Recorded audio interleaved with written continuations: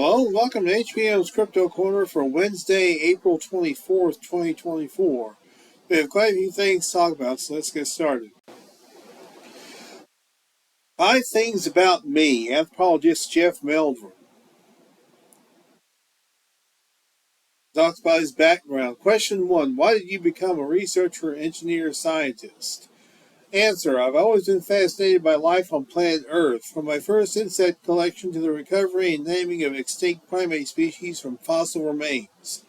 The lure of exploring new frontiers, uncovering novelties, past and present, drew me to the sciences.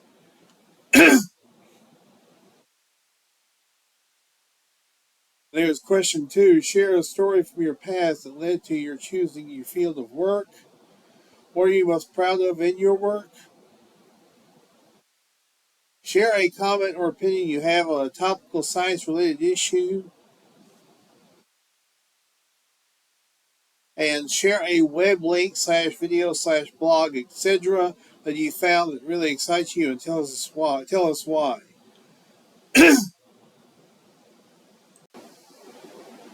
Essentially, it's just 5 questions for Dr. Meldrum.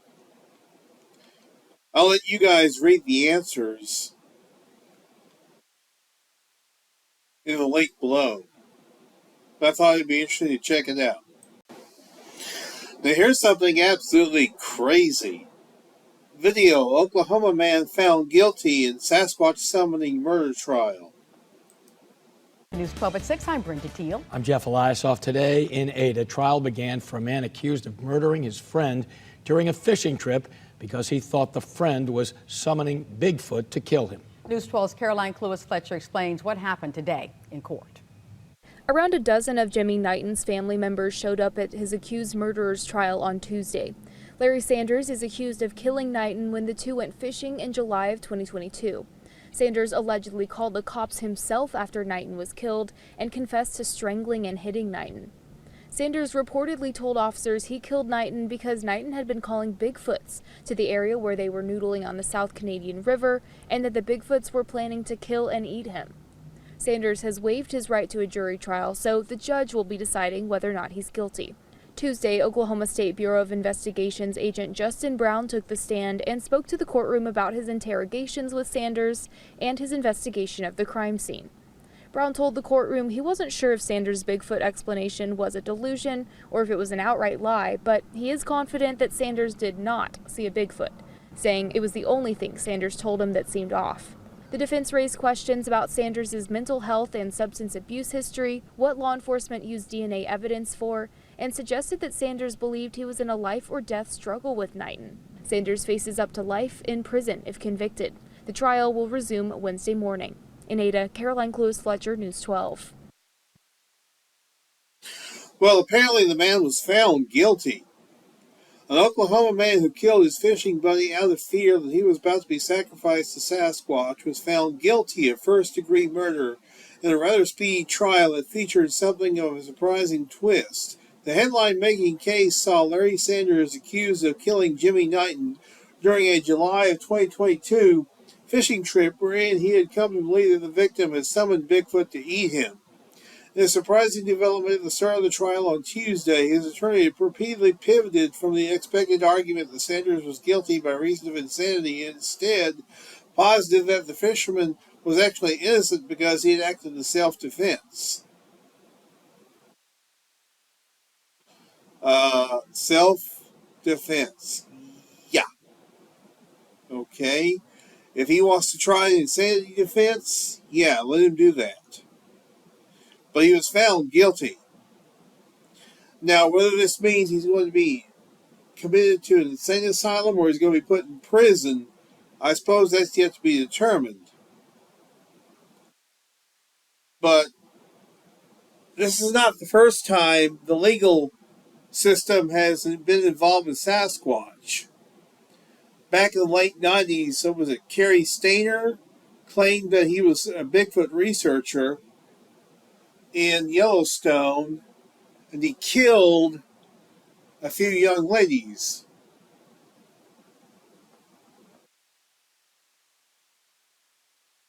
So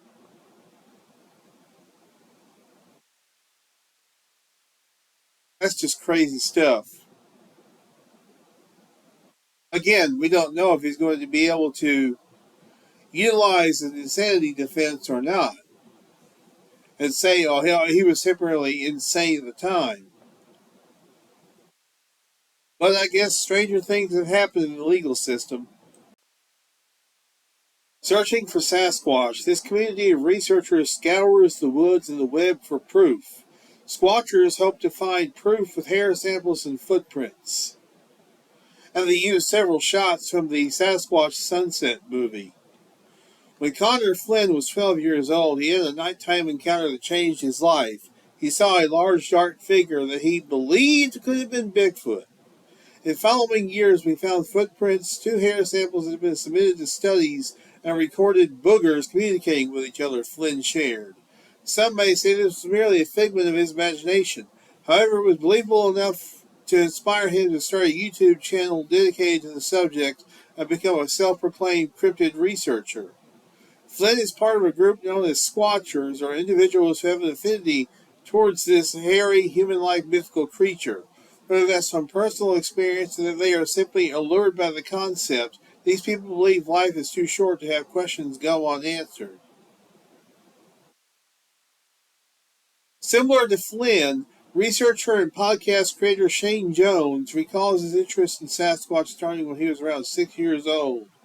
My grandma, who was 100% Cherokee, would tell me stories of the interactions between the tribes of the Sasquatch, about how they lived in harmony with each other until the white settlers showed up, he said. The Sasquatch, knowing what damage they would bring, went into hiding and stopped interacting with the tribes regularly. I never even heard of these individuals, but I wish them luck if they are actually out there to earnestly and without an agenda search for Sasquatch. I wish them luck if that's what they're after. Now, if they're just a couple of pikers, well, forget about it. If they're just out there for the money and out there to make a mockery out of Sasquatch research, then, well, I don't wish them luck. But that's only if. They seem sincere, at least till the time as I believe that they're not sincere. Anyway. The first plesio turtle? The plesio turtle, or long-necked sea turtle theory, has been doing the rounds for a while.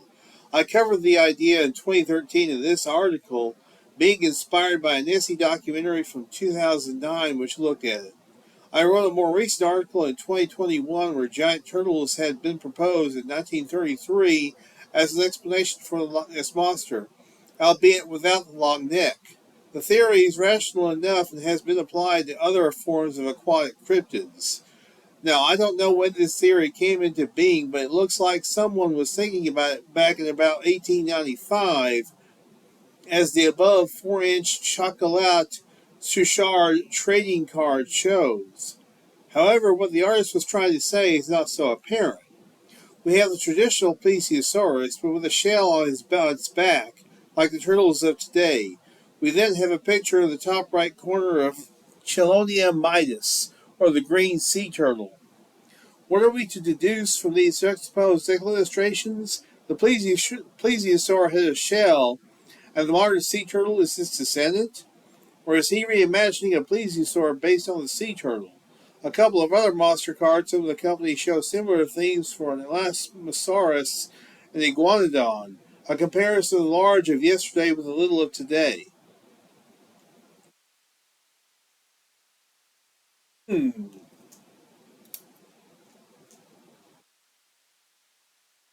A plesio turtle. I don't know. Doesn't seem to be too viable to me.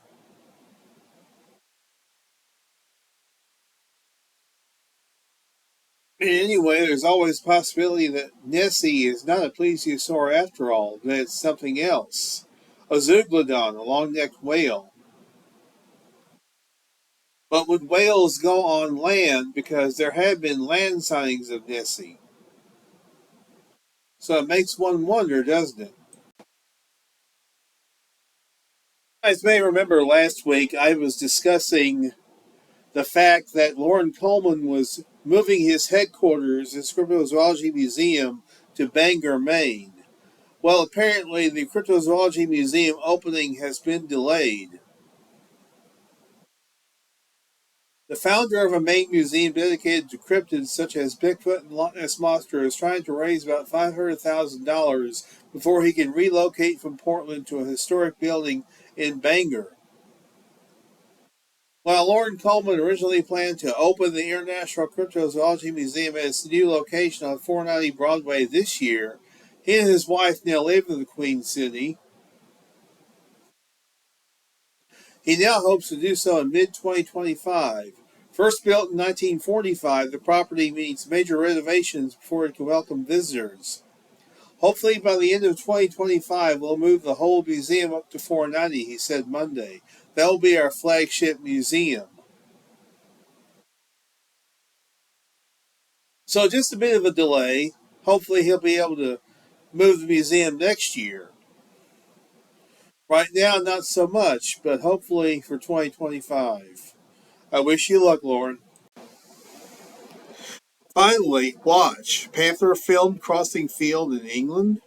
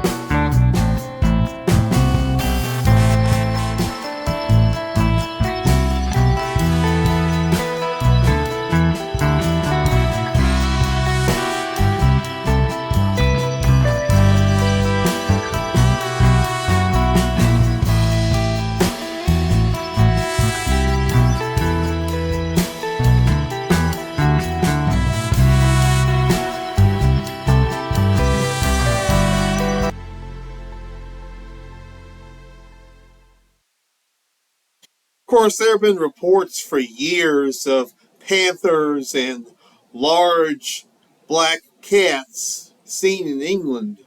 There have been rumors for years and reports for years, even some substantiated with video and photos, and people finding footprints of them. And they would seem to be larger than your standard domestic cat. Motorists in England captured footage of a sizable black creature crossing a field, and he believes that the mystery animal may have been a panther. According to a local media report, a potential big cat sighting occurred this past Sunday. Now, that wouldn't have been this past Sunday, but it was Sunday a week ago, as Jeff Thompson was taking pictures of his classic car along the side of a country road in the county of Worcestershire. The photo shoot took a wondrous turn when he spotted something unusual moving through a field off in the distance and quickly realized it was a very large creature. Fortunately, the awestruck Thompson managed to capture the sighting with his cell phone. Though, as with many potential big cat videos, the nature of the creature seen in the footage is rather difficult to discern. That said, the motorist was so intrigued by the experience that he actually ventured into the field to see if the animal left behind any tracks, and managed to locate a handful of peculiar prints in some mud. Having a bit of an obsession with big cats since he was a child, Thompson understandably found the sighting rather thrilling and theorized that the mysterious creature could have been a panther.